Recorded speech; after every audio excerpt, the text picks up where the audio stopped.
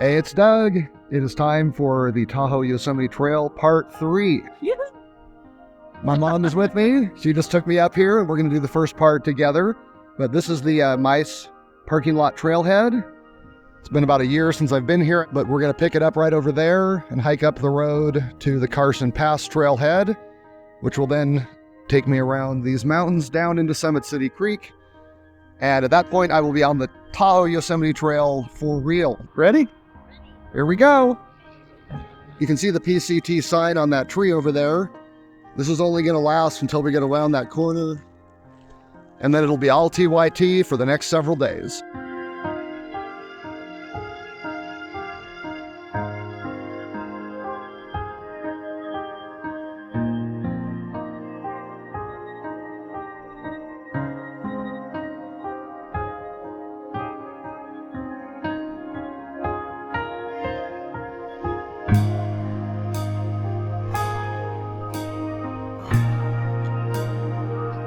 Well, this is it.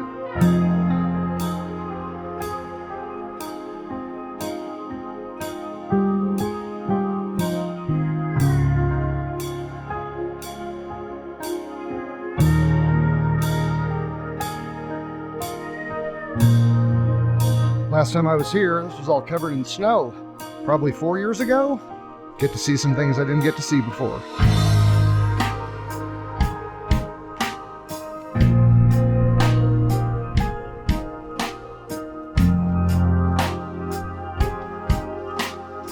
So there's Round Top. We got some snow on it. That is actually going to cover the TYT books. So this trail is basically going to go to its base at Winnemucca Lake, but in order to avoid climbing Round Top, TYT goes around and then down into Summit City Canyon. I believe these other two peaks are called the Sisters. Trail is pretty straightforward at first because you're pretty much just cruising down the PCT superhighway. All right, I am at the Frog Lake turnoff. Been hiking 25 minutes. According to the map, right up around the corner is where the PCT and the TYT will go their separate ways.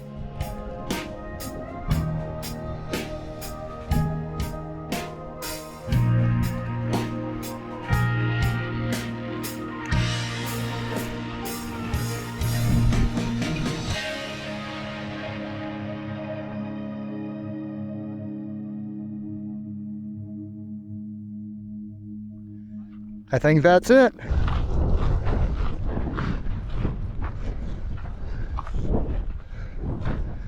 Winnemucca, PCT. All right, this is it. Bye-bye, PCT. It's TYT from here all the way south to Yosemite.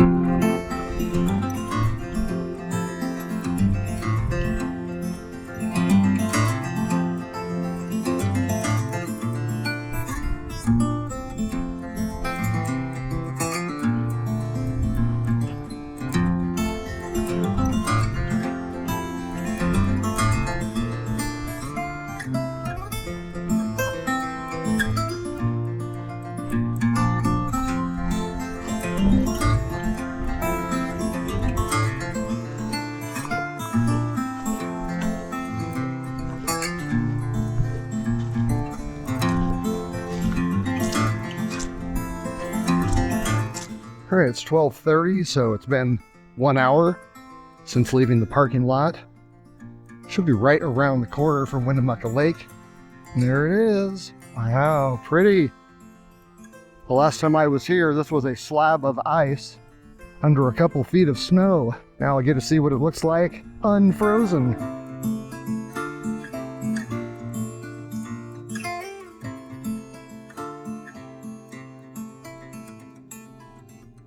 Hey, it is Doug with Backcountry Pilgrim once again. I've been on trail for about an hour. I'm here at Lake Winnemucca, and I thought it would be a good idea to shoot a more formal intro to this section of the TYT because in a lot of ways, this one is the one that I find is probably going to be the most challenging, and it's also one of the most important ones to me personally. Beginning with the personal, what I really like about this section is that this is pure Tahoe-Yosemite Trail. There is no overlap with the PCT after about a half hour from Carson Pass. There isn't gonna be, a significant overlap with the PCT or any other major trail until well south of Kennedy Meadows. So this is where I feel like it's the real raw TYT. Further, it is the least maintained section of the TYT down into Summit City Canyon, and that is where things will start to get real. From the drop into Summit City Canyon until a place called Camp Irene, it is going to be some pretty sketchy trail and probably about 10 miles of off-trail route finding. I have never even come close to doing that much before, so I am actually giving myself an extra day. Mileage-wise, we're looking at about 24 miles here, so I originally figured that's about 3 days, 3 8-mile days. However, after consulting with some people who have done it, watching several older videos, and just hearing a lot of scare stories. Just want to show you this. There's literally no trail. It's been like this for the past hour. It's pretty crazy out here. If you don't have a GPS coming through here, you're gonna be in some hurt. I decided I really did not want to be in a rush. I don't want to get in a situation where I feel a lot of anxiety about taking extra time. If I need the extra time, I want to be able to take it, and I want to be able to take it in a pretty relaxed, calm manner so that I can keep my wits about me. Now, the warnings about this area seem pretty serious. Even in Winnett's book, when this route was pretty well maintained, it was an area that was known to be very difficult. It is the lowest point on the TYT, it takes you to the highest point on the TYT, and it has the most elevation gain of anywhere along the trail, and it pretty much all happens on the last day, going from Camp Irene to Lake Alpine, where this section is going to stop. Now, as if that wasn't enough, there are also a number of creek crossings, and at Camp Irene, what looks to be a pretty serious river crossing. So I am not too embarrassed to admit that I'm a little bit nervous about this hike. I've never done a 4-day solo backpacking trip. I've never gone this far off trail, and I'm even taking some new gear. The one that I am most excited about is this baby right here. This is the Hilltop Pack's Raven. It is their ultralight pack. It's the backpack that the company has been famous for and that I have wanted for years. Big shout out to Ben at Hilltop for hooking me up with this. Ben, I thank you so much, buddy. You don't know how much this means to me. I'm not going to do a formal review out here on trail, but I do want to show you a couple things. That is that, number one, the entire pack is printed with my dad's map of the TYT through Desolation Wilderness. That was the first video, section 1, the first 4 days.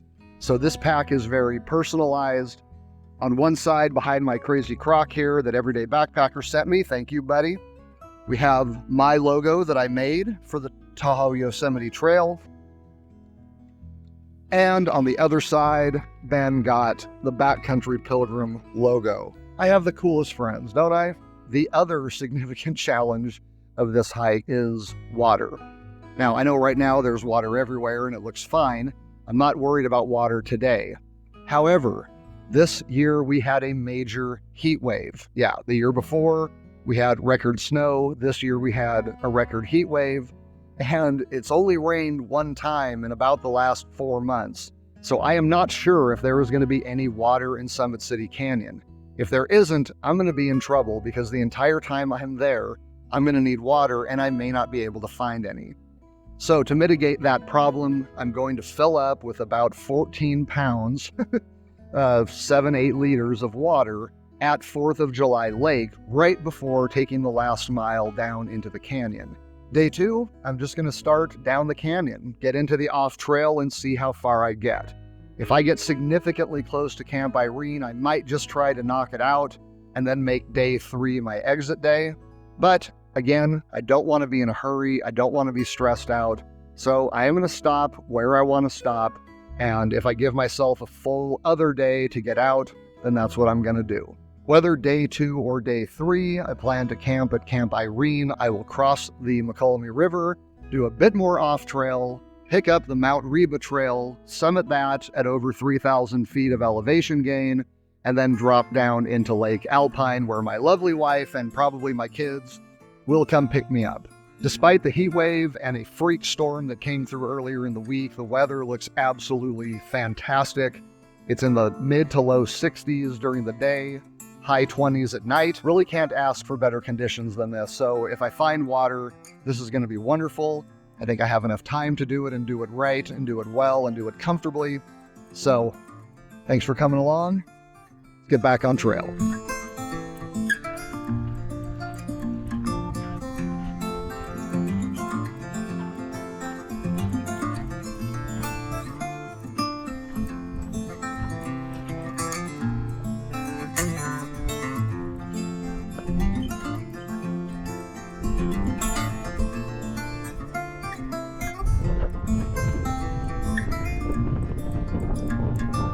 Heading up to Round Top Lake.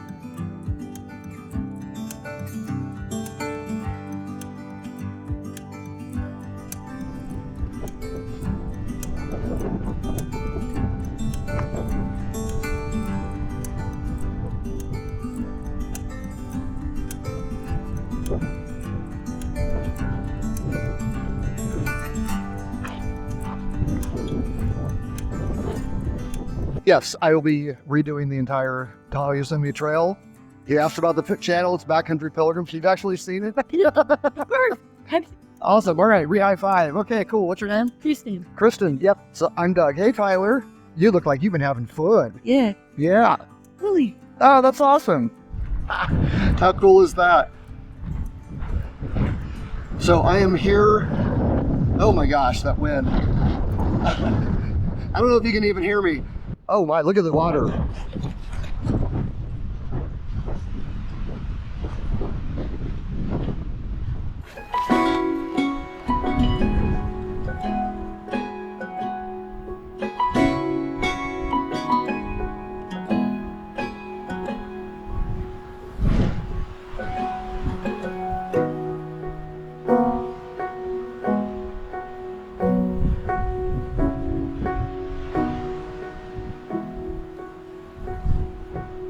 So anyway, as I was saying, this is the farthest I have gone on this trail. Probably dug down to the, through the snow to the ice. Yeah, every step from here on out is new territory for me. I just came down off of the crossroads here to Woods Lake. The reason that's so barren down there is because of the Caldor fire. But anyway, I'm on my way. So the rest of the trail is ahead of me. I'm about to make the big turn around toward 4th of July Peak and 4th of July Lake.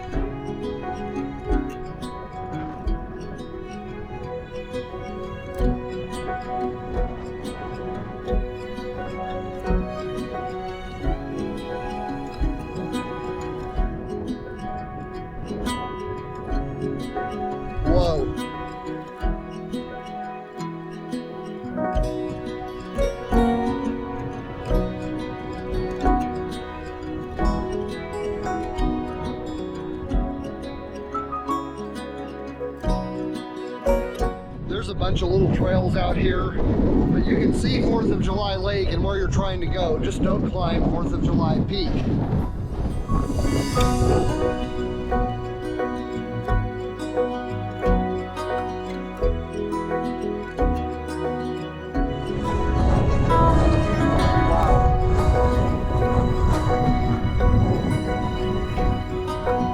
So there's lots of trails actually coming down here. Just gotta stay below this big clump of rocks. And when you get to here, just go around to the left, stay to the left.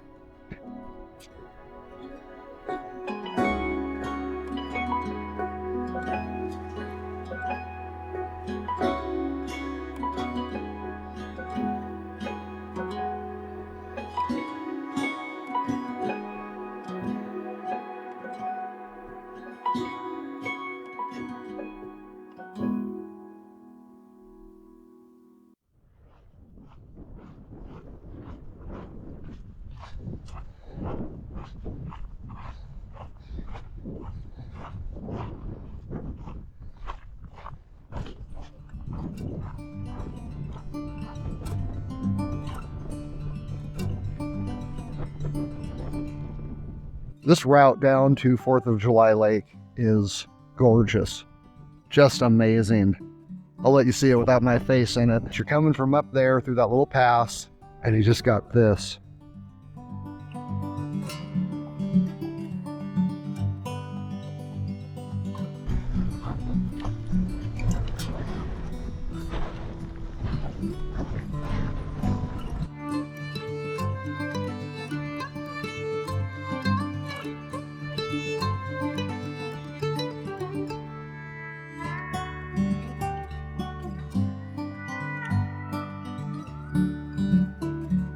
The descent into 4th of July takes a bit of time. Trail's easy to follow. It's rough, but it's not like difficult or technical, but it is a long drop in. Really glad I'm going downhill.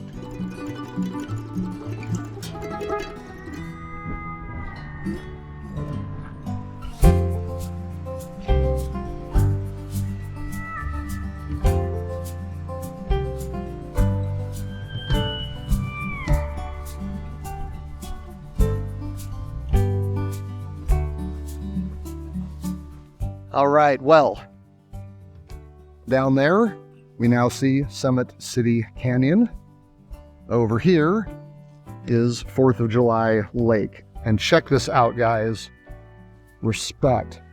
Tahoe-Yosemite Trail. Awesome.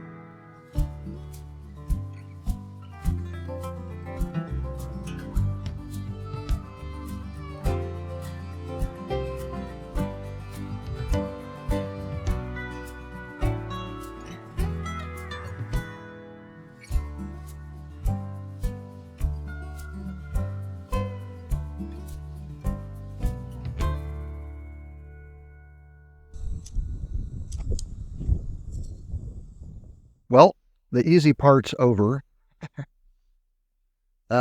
Great hike in. I think I have covered 6 or 7 miles so far, which over the course of 4 days would be plenty. I did decide that it would be wiser to stay here at 4th of July Lake, simply because it doesn't make sense to just get 1 more mile down the trail and have to do 2 more meals and 1 more night of potential water carry. It was also nice to have my first setup not be in the dark, because it's still bright down in the canyon, and it's about 5:30, I think. So that also helps. You know that for the rest of the trip, I've probably got at least until 6 o'clock before it's evening or nightfall. I've got a pretty luxurious Zen Bivy bed. I think it's a 10-degree bed with the ultralight down stuffed hood. So I'm hoping I'm going to be pretty darn comfortable tonight and get a good night's sleep. That is a priority for me on this trip. I can put up with a lot, but if you don't sleep well, or if you just wake up in pain because you didn't sleep right, that hurts a lot more than just carrying an extra pound or two. So anyway, I'm going to finish this food and get in the tent and kick back, and I will see you in the morning. Wow, that works.